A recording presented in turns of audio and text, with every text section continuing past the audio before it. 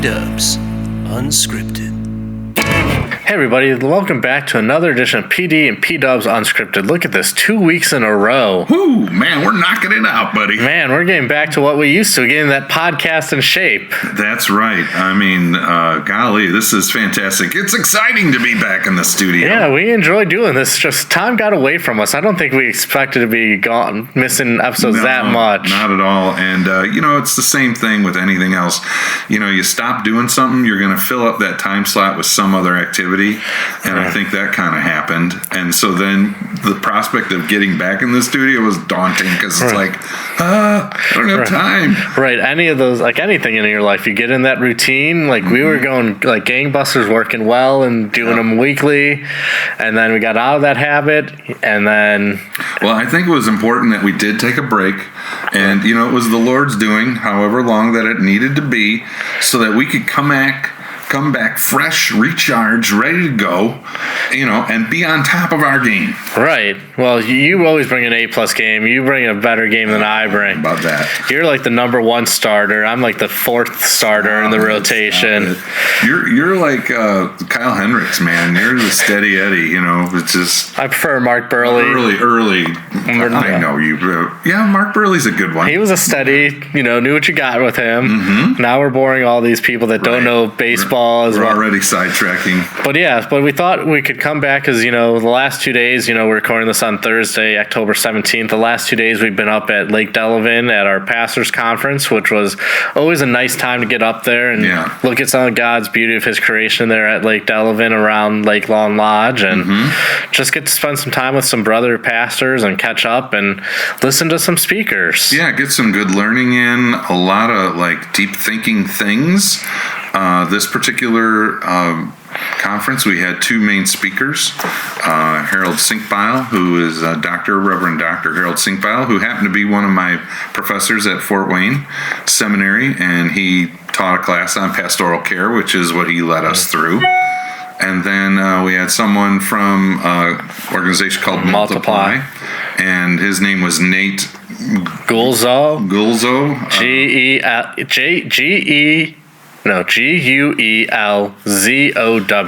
Right. Sometimes I have trouble spelling out things when I'm looking right at them. Yeah, so he's been a pastor for about 21 years, if I remember right. He's been in this area, and then also in Tennessee. And I think maybe Florida. It seemed like it. And he really has a heart and passion for connecting with non-Christians. Right, and I mean, I know you missed the beginning part because you had another kind of meeting you were taking care of before Nate started to speak. But when he was talking, my first mind with what he was talking about was like, it's the one. Yeah. Because he said something to the effect of one of these people he was talking to that was like in this Multiply class or whatever they want to call it, module. Can't remember. But he's like, this person's like, I don't have anybody in my life that isn't a Christian. Everybody, right. And he kind of said, who in your sphere of influence isn't a Christian that you can kind of live life with and share about Jesus when the kind of opportunity presents. And with this person he was talking about, they're like, I got nobody. And he's like, well, tell me about your day. What do you do? And they're like, who do you interact with? And the lady brought up, I drive this person who's going to counseling that was involved in human trafficking. She's, done with being trafficked. And he's like, well, is that person Christian? Well, I don't know. And he's like, there you go. Yeah. And that opened up the conversation where I can't remember if you heard where he said that, so one day she's like, well, do you want to go to the park and just talk a little bit? And that started all these conversations. Wow, very cool. So I'm like, to me, that sounds exactly what we've been talking about for the past, I think, 3 years now with the one of just, and even prior to that with joining Jesus on his mission with Greg Finke, where it's just kind of living your life, the people that are part of your everyday life, or maybe not everyday, but part of your regular life that you have an opportunity to pour into, whether it is just care and compassion, and that opens the door to share about faith. And you talk about opens the door. We could go back even farther for some of us here at Emmanuel. Ron Hutchcraft, A Life That Matters. I mean, he had a threefold prayer: Lord, open the door, open my heart, open my eyes, that kind of thing. Or no, Lord, open a door, open my heart, open my mouth. And so give me an opportunity to, share, Christ with others.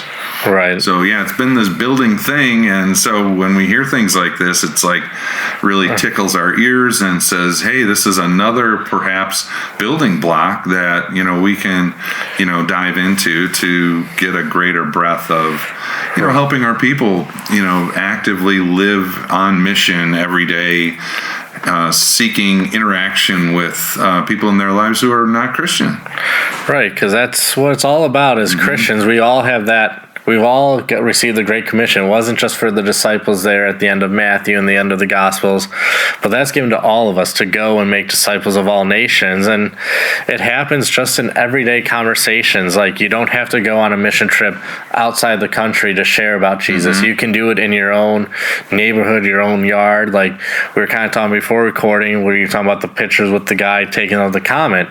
You don't know the guy's faith background, but you were kind of pouring in a little bit, which opening up with sharing about God. Yeah, what Pastor's referring to is last night I went out to actively try and find that the comet that's out there, and I happened across a gentleman who was he had a big camera with a big lens on a tripod, and so we hit it off, and he was asking me if I've ever seen the Northern Lights from a previous week, and we chit-chatted it up about that and how beautiful they were, and he was using certain terms to describe the beauty of the Northern Lights, and I was using other terms to describe the beauty of the Northern Lights, and kind of connected us, and I was kind of like just in a way, I'm like, oh yeah, it's like the heavens opened up, and then like, some of them look like angelic, and just kind of seeing how he was picking up to it, and he was like, yeah, that would be I could see that.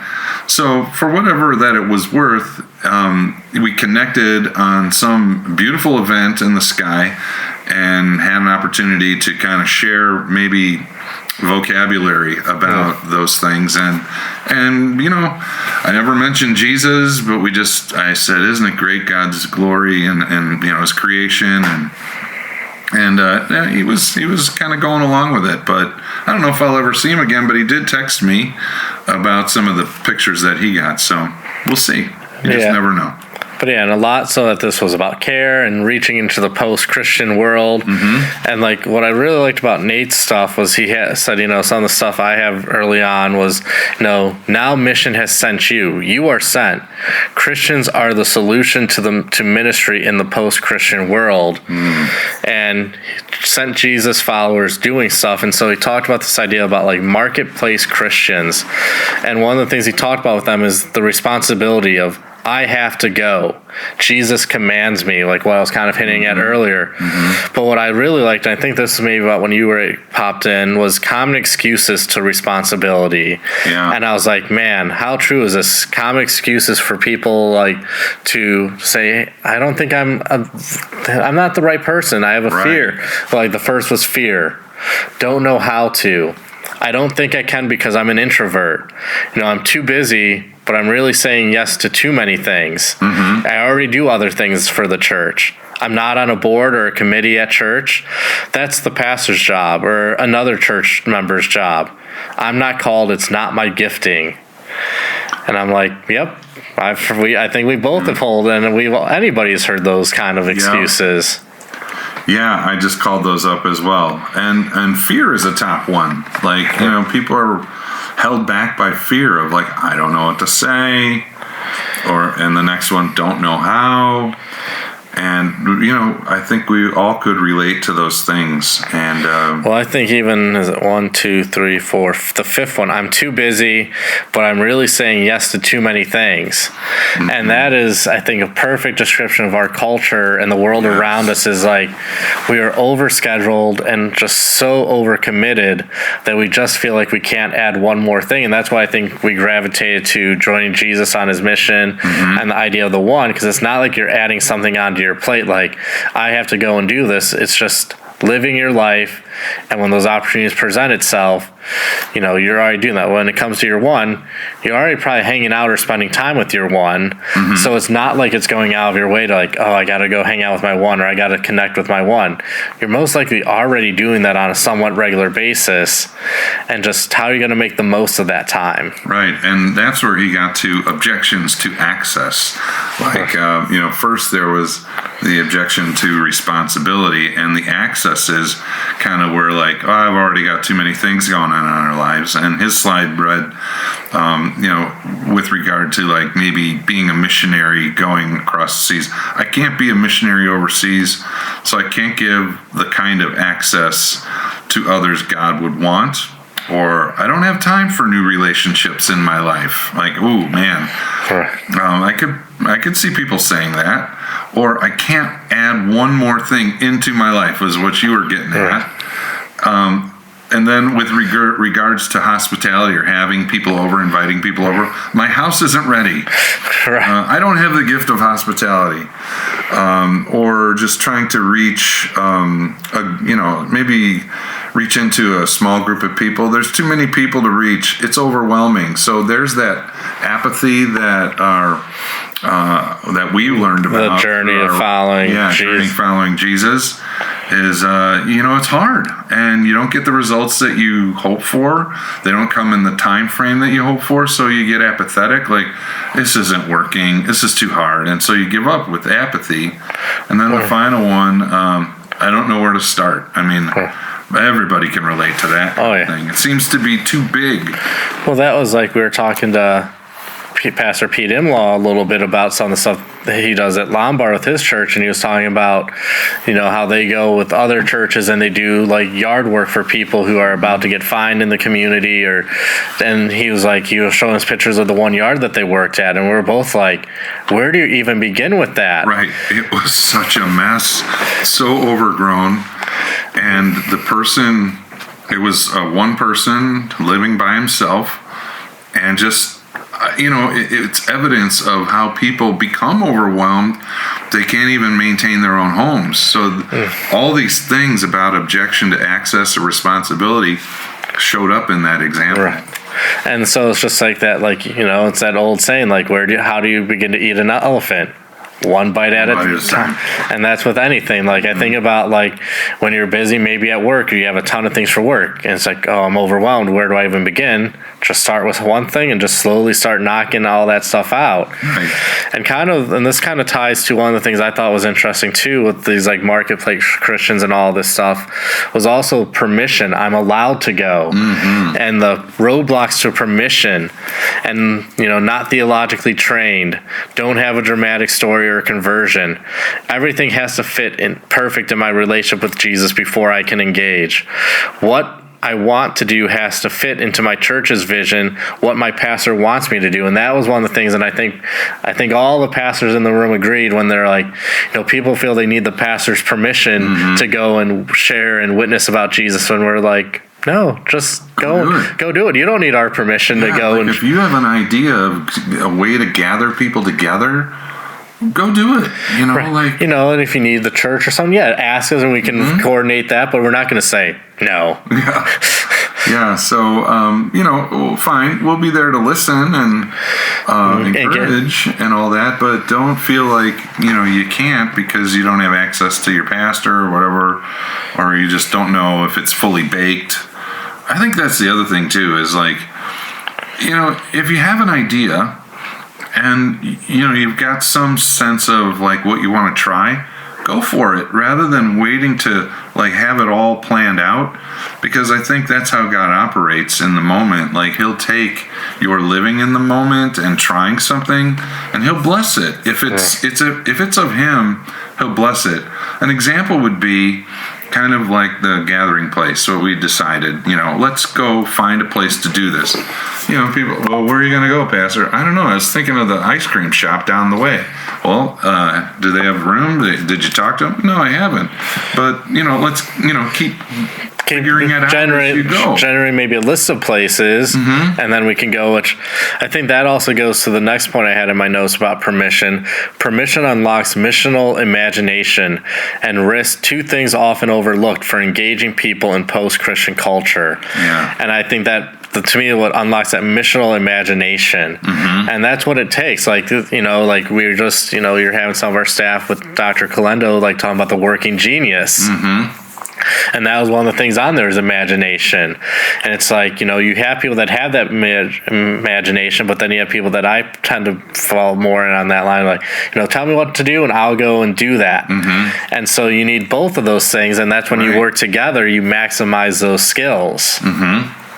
Yeah, absolutely. So if you have an idea and you have a group of people who are willing to give it a go, God's going to place, the right people around you to carry it out, which, for like the gathering place, we even had to pivot a few times, based upon location and how we were connecting with people. So we tried it a different place, different day, and then COVID hit, and then, we got to reimagine a different way. Right.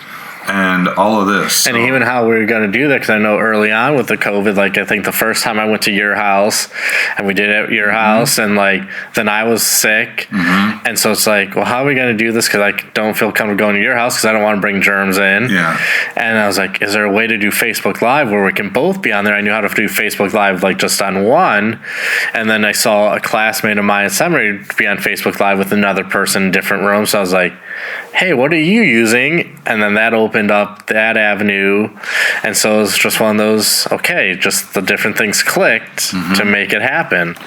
Yeah, so whatever the idea is really up to you. And that's what Nate shared a lot of, like, feedback from people that he's worked with.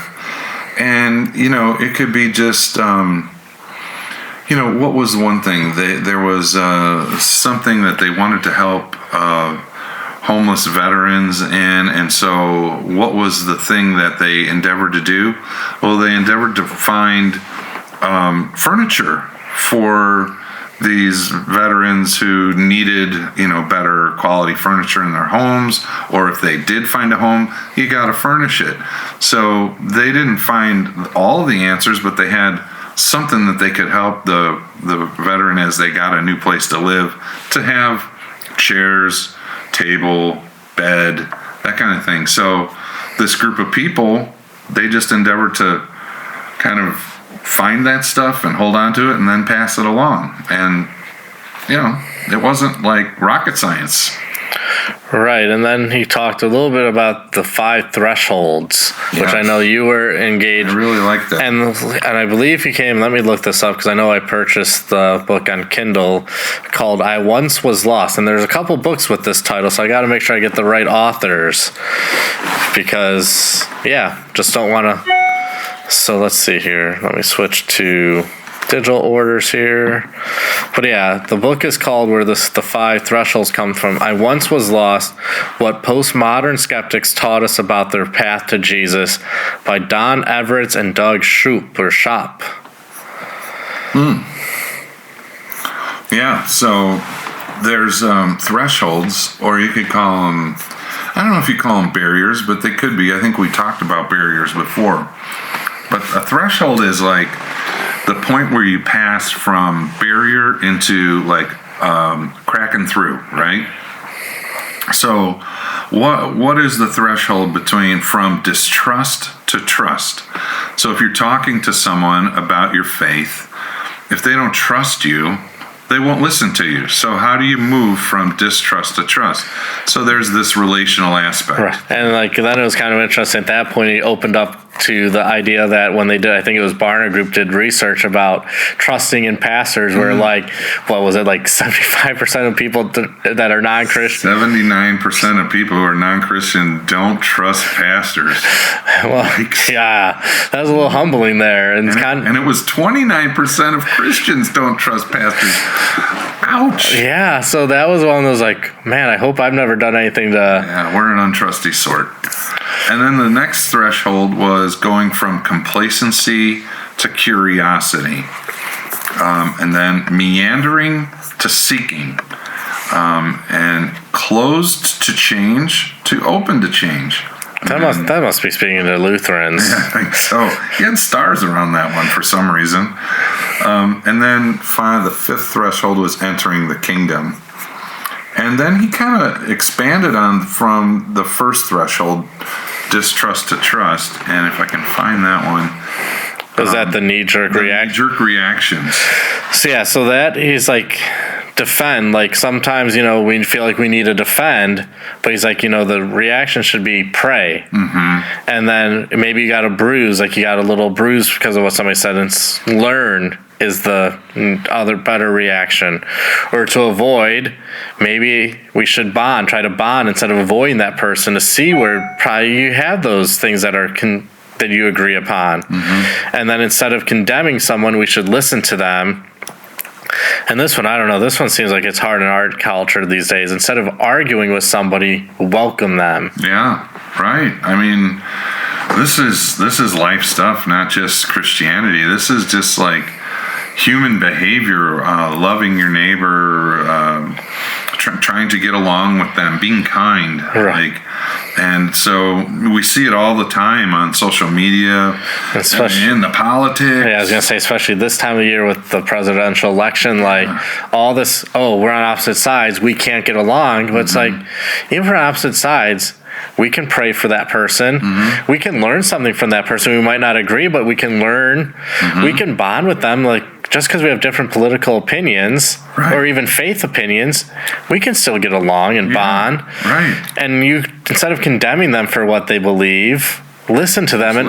Because, and they kind of talked about this. I can't remember I think it was Dr. Sinkbile, about like everybody has a story. Mm-hmm. But he kind of talked, I think it was Sinkbile, about how, we've lost our story. Mm.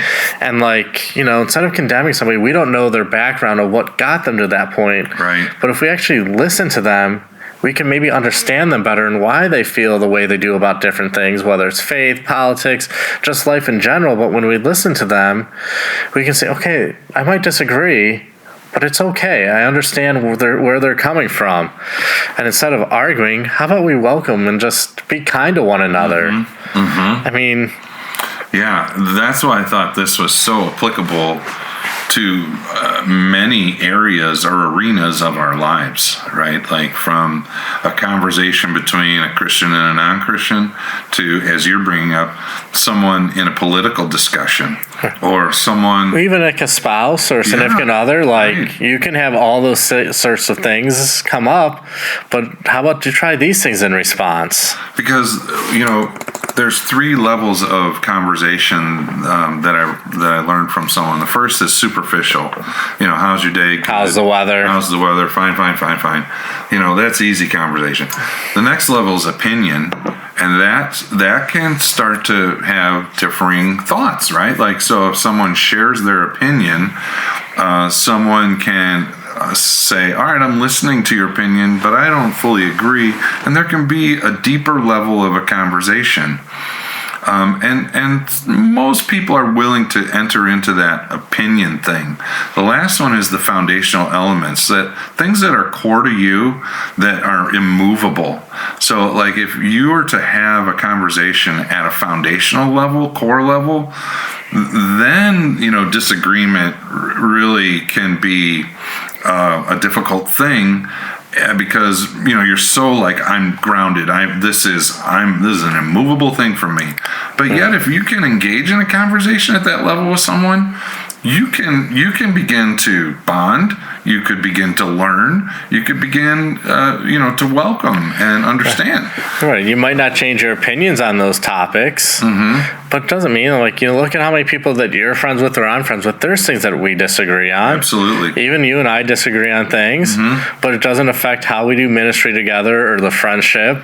Right. And a lot of times avoidance is one of them. I don't know if that was, avoid. It was number 3 rather than avoid, bond. I think of like one of my friends that I've known since college, and we've never really talked politics. And I think I shared something, this was years ago, I shared some post on Facebook, and boy, did he get upset with me. And, especially in my call and my position, I don't know how you could post something like this. This is untrue. And I'm like, oh boy, I really sparked something here. And I could have fired back, and I'm like, well, I didn't mean to offend you or anything like that. I just found it interesting. And so there was just this, okay, we're good friends, but I hate to say it, we kind of began to avoid that topic with one another. And so, I learned something about him. Now, maybe that learning helped me, okay, don't go there because we're on polar ends, but we don't really bring it up much. Well, it's kind of like that old adage, don't talk about religion or politics. Yeah, exactly. And that's kind of created where we're at probably now in the world, where people are afraid to maybe talk about their faith because, well, I don't want to offend somebody. Yeah. And it kind of, to me, that kind of fits a little bit what I preached about this weekend. Sometimes out of love, we got to have those hard and difficult conversations, especially when it comes to sharing our faith. Because if we say, well, I don't want to offend them or it might ruin the friendship, well, it's like, would you rather ruin the friendship and have that person, you had the seed plan where it grows into faith, or just never have that conversation? They never have that seed of faith planted, and then they have not the outcome we want to see for the afterlife. Yeah, and with regard to a faith-oriented conversation, maybe walking into it, listening and trying to bond and understand, you might see some similarities between the two, like worldview and the Christian view, that you might be able to connect and agree on. Correct. And then you can build on that. I think some of it too is not coming across as judgmental, because I think, what was that, David Kinnaman's book, Unchristian, like the 6 views that non-Christians have. I think one was judgmental. Yeah. I think some conversation with my one, I'm like, hey, we might disagree on this, but understand this is where I'm coming from my background, my faith, and just sharing this. And I'm like, it doesn't change my opinion of you or any of that stuff. Right. It doesn't change our identity, and I think Dr. Sinkbell kind of talked about identity as well, and identity and purpose. I know Nate kind of talked about it as well. So it's like, I'm not looking to change your identity or your purpose in life. I'm just trying to understand.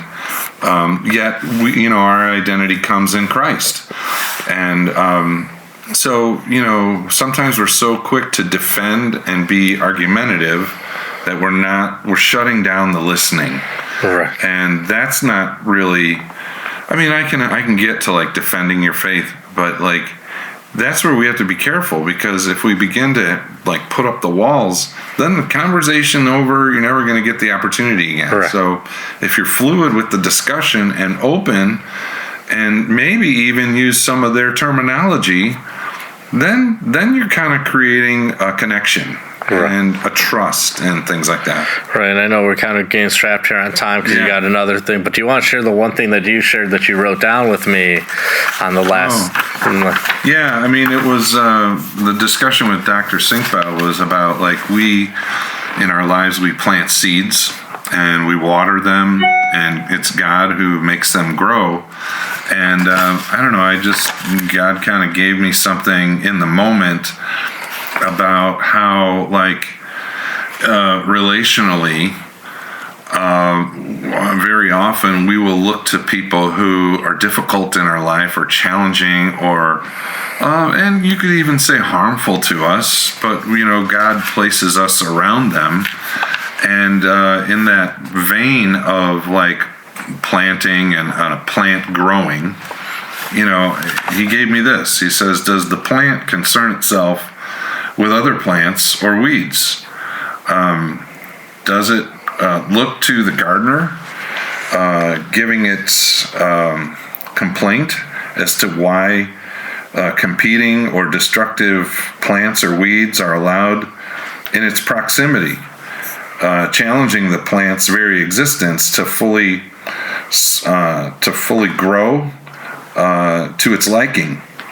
Or doesn't it just grow to the best of its ability to have, I wish I had my glasses, its roots digging deeper into the nutritious soil to give it life, even if the weeds are actively choking it out? it depends on the master gardener to care for it by pulling out the weeds and continuing to daily till the soil, water, and give proper light so that the plant may flourish. So it was a whole, looking at like nature just does its thing, and looks to the master gardener to kind of help it flourish and grow. Whereas sometimes maybe we focus our relational thoughts more on what's wrong with the other person who's bothering my ability to grow. Let God take care of that person, and you just keep digging your roots in Christ, and He'll allow you to flourish. I don't know. So I don't know if it made any sense, but yeah, I appreciate you bringing that up. Yeah, so I think, we're going to wrap up here. So you can see that we did learn some stuff at our conference. We just don't go and hang out and we get to learn some things and take some good notes and try to. And hopefully this helps encourage you all with your faith and journey with your one or somebody in your life that doesn't know Jesus. So thank you and God's blessings.